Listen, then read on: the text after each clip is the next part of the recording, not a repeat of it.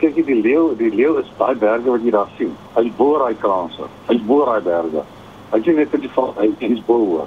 Daar's nie 'n manier hoe jy 'n leeu kan soek sonder 'n helikopter nie. En van die helikopter se kant af, daar's nie 'n manier hoe jy 'n leeu kan soek sonder die honde. So hierdie hele storie, jy weet, wat ouens perspektief sien.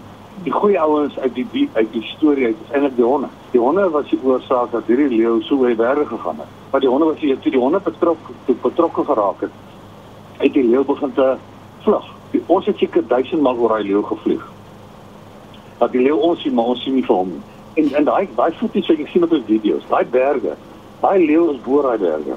Daai voeties is omtrent ek gaan sê, soos 'n kraai vlieg, 'n radius van so 10 kilometer van waar die leeu gevind is. Dit is die grens tussen Beaufortwes en Tygerberg.